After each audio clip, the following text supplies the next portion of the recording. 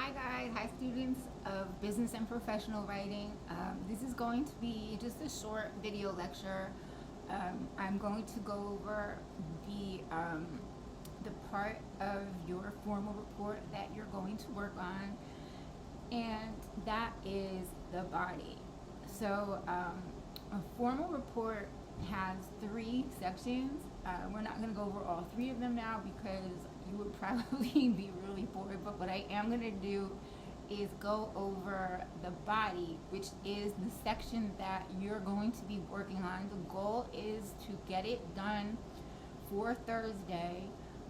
You can submit it in course content unit 8 assignment 1, and the point is to get it done before the last class, so that way you can look it over and read it along with the rest of the report and see what you think. So we're going to be doing parts of the report before the entire thing is due, if that makes sense. Also, I just wanted to say, if you have not picked a topic for the report yet, there is an attachment. It's posted in course information. It's titled Cengage Report Topics. And that has a very, very thorough list of topics that you can choose from for this assignment. You will find a topic, trust me. I am not really into business-y stuff, but I found several that I would actually be interested in writing on. The one that I would choose is the one that, or the topic of CEOs and do they make too much money?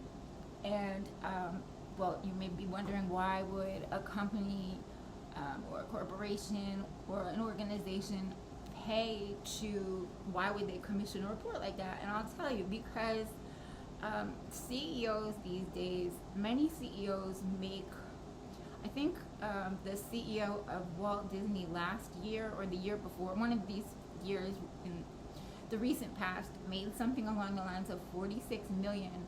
And there are many workers at Walt Disney World who sleep in their cars. And I know that because the workers who were sleeping in their cars, they made a point of getting media attention, because there's no excuse for employees living in their cars when you have a CEO who's making somewhere around $46 million in 1 year. And Chanel, stop it! And the difference between CEO annual salaries and worker pay rates is really, well, I think it's really disgusting, and it should be an issue. And why is it of a concern to corporations? Again, because for many reasons. Public attitudes have shifted tremendously. At one point, well, Americans still do believe that, if you work hard, you deserve to reap the benefits of that hard work. And if that means that you're rich, so be it, that's fine. But the thing that more Americans are not okay with is the tremendous disparity and the failure of these corporations to take care of their employees. That's not okay. Sorry, I'm preaching a little bit. I don't know how you could be a CEO or work for a company and know that there are people going to bed hungry or not being able to pay all their bills when you're making more money than you could possibly spend. But so it's an issue because the public cares. It is an issue because it's bad for employee morale. So it is an issue, and not just for people like me who are interested in social justice, but for everyone really. And corporations have to make it their business to know if CEOs are getting paid too much, because a lot of people have a lot to say about it. I won't shop at Walmart, for one, because I hate Walmart. The Waltons are one of the 400 richest families in America, and they're also one of the worst employers. The highest concentration of Americans, like the single largest group of Americans that is on food stamps, is Walmart employees. And then also Walmart does not give their employees health insurance. Instead, it tells them how to sign up for forget what it's called, but the health insurance that you get through the government. That's not okay, especially when, again, you consider the fact that the Walton family is one of the 400 richest families in America. They can afford to pay their employees more. But see, I will not go into a Walmart. So there are a lot of people who feel like I do, and so companies have to make it their business to look into this. So there are lots of other report topics you will see in the Cengage report topic list. So if you have not chosen a topic, or if you are wondering, oh my gosh, how do I choose a topic? Read over the Cengage report list. I'm very confident that you'll find something, because they just have so many, and a lot of them sounded interesting to me. So I think you will find something. Now, for this next 10 minutes, I'm going to go over the body of a formal report. I'm not going to go over all three because it would be really boring. Also, I'm pretty much repeating verbatim what is in chapter 18 of the textbook. So what does that mean? That means you could go to chapter 18. All of you showed me the first day of class that you were able to get the book online, and you can read the description of each of these parts of the report. So I would do that if it were me, but I don't know. Sorry, I just have to find my notes. But I'm also going to go over it with you just in case, just because maybe you want to hear it from me, or maybe you like to hear it explained. Maybe that's helpful to you. So hang on, I'm just finding where I wrote it. Just give me 1 minute. What did I do this? Shoot, I'm sorry. Okay, I'm just finding my notes. But so there are 3 parts of a formal report. There is the front matter, the body, and the back matter. So the front matter, that you're not going to do that right now, and the back matter, sorry, this is the wrong notebook, hang on 1 second.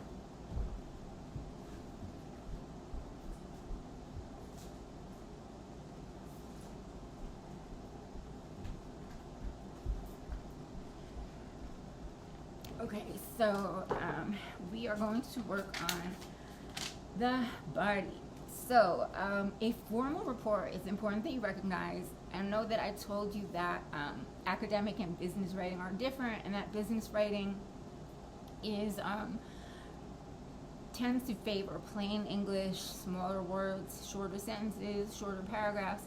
But a formal report is more like academic writing in that it's formal.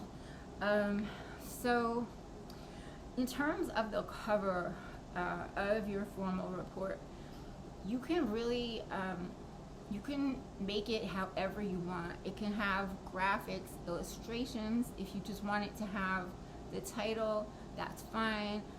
Really the best way to design your cover would be to consider who is your audience. But there are no rules as to what the cover should be like. You would decide how you want to make the cover based on what you think would appeal to your audience the most. So the body of a formal report has a bunch of several sections, and that's what you're going to be working on. So it contains, the first section is the introduction and also the background. So the introduction offers all of the context the reader needs to understand the data and also the conclusions that follow. And then the background would also provide information on how the report came to be commissioned. Like what were the circumstances that led to the report being done. In the case I was using of the question of CEOs being paid too much, let's say the Walton family has finally realize that the American public um, thinks they're stingy, and they realize it's bad for business. So they've decided to do a report. So that's what I mean when I say the background. You would just explain who was it that wanted this report written, who commissioned it. And then also in the introduction, well, in larger reports, you could have two sections. You could have an introduction and a background, and they could be labeled separately, or you can just have one section that's the introduction, and then within the introduction you could have a background section. And then also introduction, let's see, would also address why you are writing this report. So you would explain who commissioned it, but also why were you approached to write the report? What is your interest in the subject, or do you have any special expertise in the subject? So anything at all really that could, let's say, put you in a good position to write about this. Maybe you have some type of personal experience, maybe you have some professional experience, maybe you're just interested in the topic, but why are you writing this? Do you have some type of expertise? And that is the introduction. So the introduction should have its own page. Even if the introduction doesn't take up a whole page, it should have its own page. And this is also something that's important. The body of the report is numbered in Roman numerals. So not Arabic letters, which is like 1, 2, 3, 4, but Roman numerals. And they're small Roman numerals. But the introduction does not have a page number on it. But if it did, it would be Roman numeral 1. Okay, so the next section in the body of the report is the mode of analysis or methodology. You can call it either one, mode of analysis or methodology. And this section describes how you did your research. So let's say, again, using my example, our CEO's paid too much. Maybe I use the databases that are accessible through Kane's library webpage, like JSTOR, what are the other, Academic Search Premier.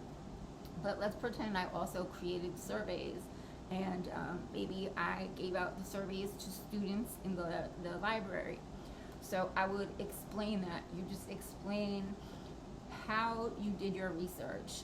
If you created a survey, explain how you designed the survey. How did you create the questions? How did you find participants? How many people participated? That sort of thing. So all of the methods that you pursued to get the information that you have to make a recommendation and conclusion on this topic. Okay, that will go into the mode of analysis or the methodology. The next section is the analysis of data. So in this section, you present the results of your research. You would include in this section tables, graphs, charts, pictures. The analysis of data section is the longest section in the report, and it is often divided into several subsections. And then also, this might be obvious, but I'll just say it, also in the analysis of data, what you want to do is take the conclusive findings that you have, and you want to discuss them. So just like the title says, analyze them, say why they're important, what do they indicate, what do they show, what do they tell you. The next section is the conclusions section, and that's plural. So the conclusion section should be at least 1 page long, and all of these sections, by the way, should have their own pages, but the conclusions should be at least a page long. It should offer a detailed discussion of what you have concluded from the research that you've done. So what is your conclusion? It should be written out in paragraph form. should begin with a brief description of the background, and that is to provide the context that led to the conclusions that you arrived at based on your research. And this section also includes recommendations. So you are going to make actual recommendations based on your research and your analysis of the data. So again, in my case, perhaps my recommendations would be that we cut CEO pay 50% right now for every CEO in every corporation, and we give every employee that makes under $100,000 a raise of, I don't know, 20% starting now. So those could be two of my recommendations. So there's a section in your conclusions called recommendations. Now, there's also another section in the body which is called recommendations. So the recommendations section is basically just a short version of the conclusion. So remember how I said the conclusion discusses what you have concluded based on your research and your analysis of that research. Well, the recommendations section provides a bulleted list of your recommendations and your conclusions. And this bulleted list is introduced by a sentence. And that's it for the recommendations section. And that is it for the body of the report. So the body is probably the most substantive portion of the formal report. So let's see. If you have any questions, please feel free to email me. But also, you can go in the textbook in chapter 18. Again, everything I said right here to you, I got from the textbook. Now, if you're wondering where can you find directions to this assignment on Blackboard, if you go into today's date and then course content unit 7, you will see in the very top box it says today's assignment for class is to write the introduction and the body of the report. And then you can turn it in by Thursday in Unit 8 of course content, okay?